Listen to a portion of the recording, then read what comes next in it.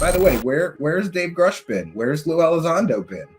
You know, there's rumors, by the way, that Lue Elizondo is going to be on Theories of Everything with Curt. And by the way, Theories of Everything with Curt is a huge part of the Lue Elizondo problem. How many times did Curt get to interview him?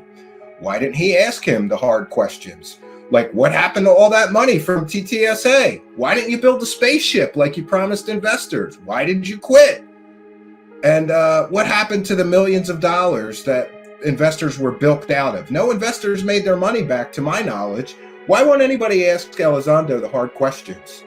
And Curt, if you're going to take the money from doing an interview with him, then it's your responsibility to ask the hard questions people want answered. Or are you going to do another circle jerk and just take the money and run, Curt?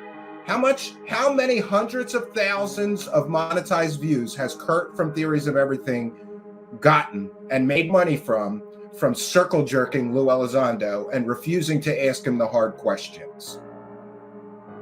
All it would take would be one interview. We could clear everything all up.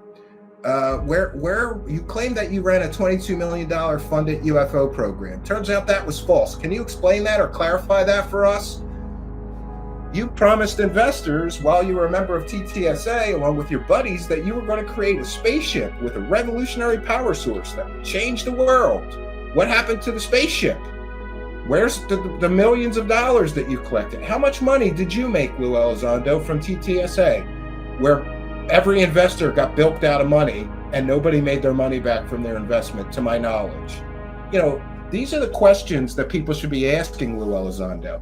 And anybody that interviews Lue Elizondo and doesn't start asking him these hard questions, we will highlight here. And we will let everybody know that you're too much of a coward to ask the real questions. But everybody knows you can't get an interview with Elizondo unless you're going to softball circle jerk him and let him just talk. And now we see how terrible Lue Elizondo's influence has gotten. I am going to do this. We're going to go there. There's rumors that Lue Elizondo will soon be appearing on Theories of Everything with Curt.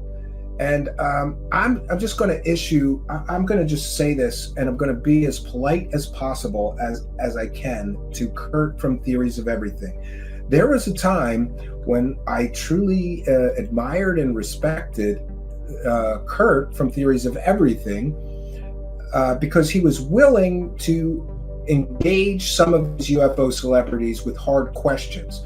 But there's a caveat to that, and that is, or caveat, I don't know, he's caveat.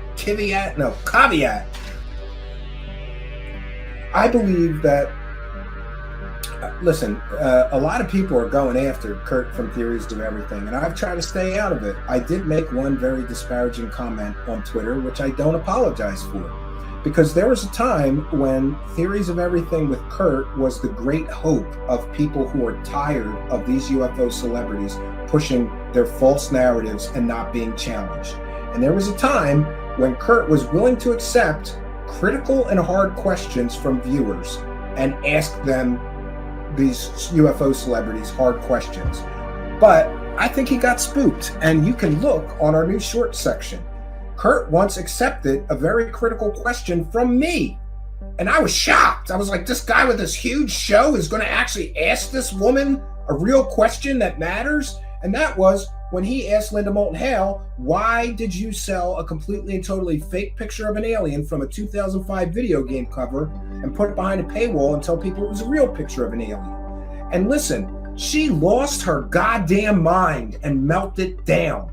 That's what happens when you confront somebody that has no evidence or has fake evidence and a faith-based belief system.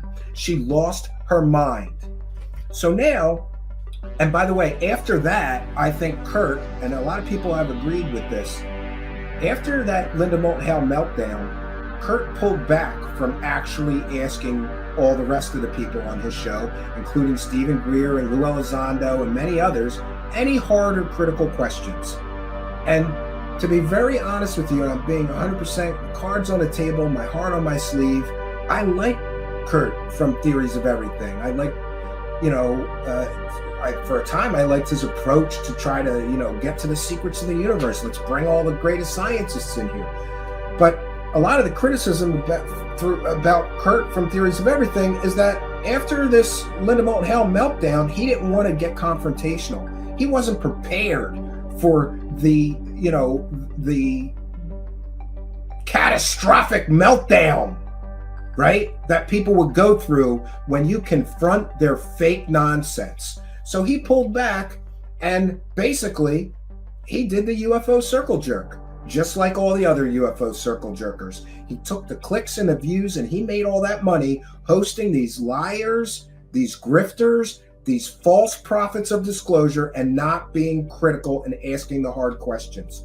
And I get it. In fairness to Curt, I don't know the guy well, but I got to know him a little bit through messages or whatever, enough to know that I think he's a genuinely nice person. And he's one of those people that doesn't like upsetting people. He doesn't like conflict. But I'm here to tell you, Curt from Theories of Everything, if you're not willing to ask the hard questions, then you have become another UFO circle jerker, another part of the problem. So now there's rumors that Lue Elizondo is going to go on Theories of Everything, and I'm all for that. But I noticed that when Curt interviewed Stephen Greer, he brought on a huge supporter of Stephen Greer and did not ask any critical or hard questions, because he was being helped navigate that interview with a huge fan that didn't want to ask any hard questions. No, you can't do that anymore, Curt. So, I've been trying to be fair with you. The Average Chris says, if it is true that Theories of Everything Curt are interviewing Lue Elizondo, I have a question I would like you to ask him, and it's important to all veterans that he answers this. In this video with Tom DeLonge, did one, Tom make this story up, or two, did Lue tell him this story? Three, did this actually happen? Thank you. So, these are important questions, and I agree with the Average Chris. Now, let's listen to this completely and totally fake story that Tom DeLonge claims that Lue Elizondo told him. A special forces operative, like a soldier. He fought. Yeah. He fought. According to Tom DeLonge, Lue Elizondo was a special forces operative. A soldier. He fought. Yeah. He fought the Taliban in Afghanistan like a month after 9/11 with Secretary of Defense Mattis, General Mattis, Mad Dog Mattis. Yeah. Mattis saved his life. Lue got pinned down in a huge machine gun fight. God, such and bullshit. He called for air support, and they said there was nothing in the area. And he said, I looked at my friend, and I said, we are going to die. We're dead. There's like 100 of them shooting, and they're pinned behind a rock. Then he heard something on the radio, and Mattis comes flying in on like one of those Bradley vehicles, saying, and big door flies down. He's like, get in, boys. He's in a t-shirt. He's on busy. I'll get to you in a second. He's on the automatic grenade launcher, just wiping people out. That is a completely and totally fake story. I'm sorry, but General Mattis was not on a Bradley. He wasn't shooting people with a grenade launcher or a machine gun. This is a completely and totally fake story. And somebody needs to ask Lue Elizondo to clarify this situation. Did he tell Tom DeLonge that story? Did he just make up fake stories that he tells people? We have seen him embellish and lie about his background and his accomplishments before. After all, he lied to the New York Times about running a $22 million funded Pentagon UFO program for 10 years that never existed. So, Curt from Theories of Everything, I have a challenge for you. And I get that Curt, a lot of people are going to try to weasel out of this challenge. People are going to say that I'm going to yell or scream at Lue Elizondo, or I'm going to be disrespectful, or any of that. I give my word of honor, Curt from Theories of Everything. If you bring me, along with you, on that podcast with Lue Elizondo and allow me to ask 10 questions, just 10 questions, I will do so respectfully. I won't use any ad hominem attacks. I won't personally attack him. I will simply ask him 10 questions. 10 questions. You do a 4-hour podcast, certainly there's time to let me come on, a critical voice in the world of UFOs and aliens, a skeptical voice, and clear up a few things about Mr. Elizondo and his various claims. I'm going to ask him about what has been described as the TTSA techno scam. I'm going to ask him about these fake stories. I'm going to ask him about his remote viewing superpowers. I'm going to ask him, about clearing up the discrepancy of his claims of running a $22 million funded Pentagon UFO program. I'm going to ask him to respond to the now verified information that he used sock puppet accounts, Lue Elizondo did, in the form of faceless bureaucrat to harass, intimidate, and attack his critics. I'm going to ask him every hard question, 10 of them, that members of the UFO community desperately want and need somebody to ask him. I give you my word of honor, I will not raise my voice, yell, scream, be belligerent, or be disrespectful. I will be calm as a kitten and ask my 10 questions, and we'll see what happens. But Kurt from Theories of Everything, if you're not willing to do a real interview, then don't do it.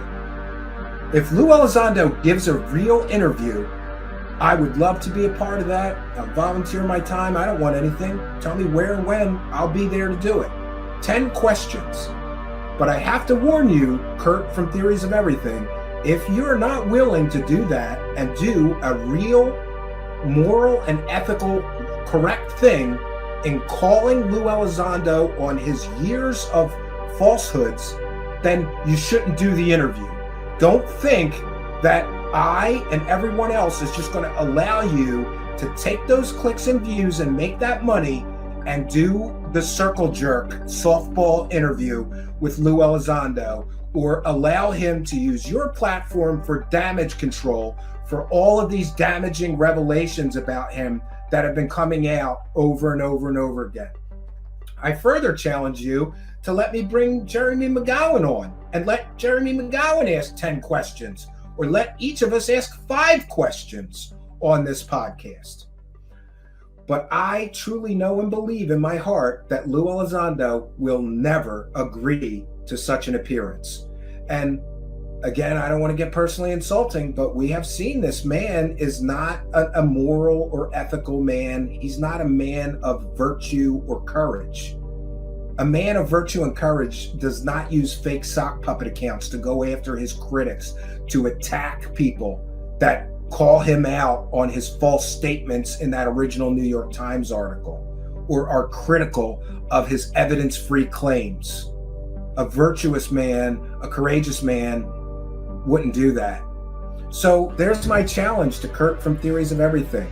You say that you want to do things the right way. You've told me that in messages. I still have them. If you want to explore this topic and not be part of the problem, you have to be willing to go out on a limb to do the right thing. You have to be willing to also risk that Lue Elizondo won't do your podcast under these conditions. But I want to ask Kurt from Theories of Everything a very serious question. If you approach Lue Elizondo, and by the way, I'll sign a contract that I won't raise my voice, yell, scream, be belligerent, ad hominem attacks, personal attacks, any of that. If you approach Lue Elizondo and say, great, we'd love to have you on the podcast again, but I'm going to bring on a few people with me to help me with the interview. If he says no, you will know, Kurt, that if you do it without the help of a critical voice in that interview, you are being used. You are being used if he won't agree to that. If he's got nothing to hide, why wouldn't he agree to that? The only people, Kurt from Theories of Everything, that fear questions are people with something to hide.